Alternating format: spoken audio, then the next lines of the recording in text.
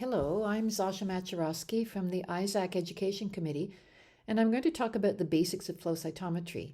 This is a very short intro to the complete basics course, now available for free on ISAC Cyto University, and the link to the full course is at the end. This course is intended for anyone new to flow cytometry. No prior knowledge is needed. For experienced users who want to review technical background or to understand the new spectral cytometers, and for SRL or core facility staff to use as a training tool for their users.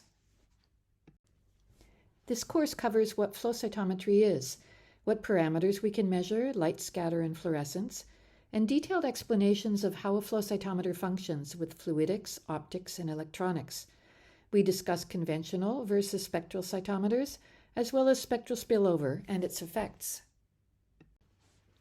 Flow cytometry allows us to measure light scatter and fluorescence on cells or other particles at a very high speed, around 25,000 cells per second.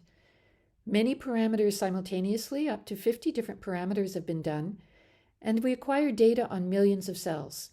We can also sort them to obtain pure subpopulations of interest.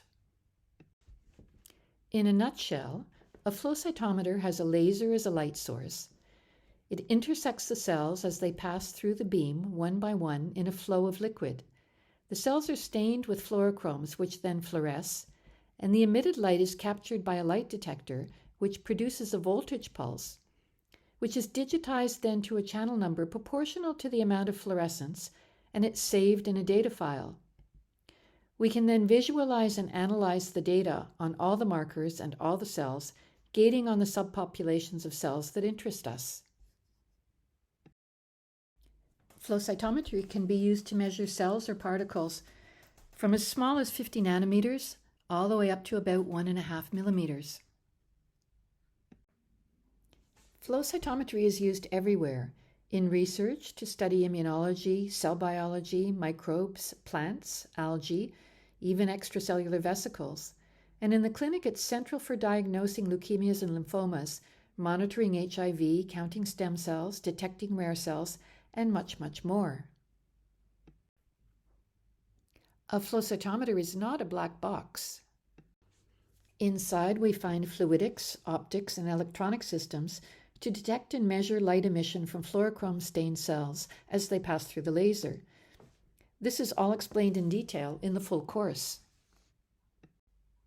We'll take a look at the new spectral cytometers and see how they work, and see how they differ from conventional cytometers.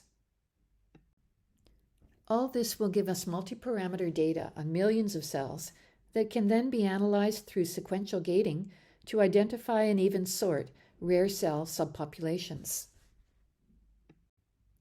This full course, which lasts 80 minutes, is freely accessible on CytoU. The link is in the comment below.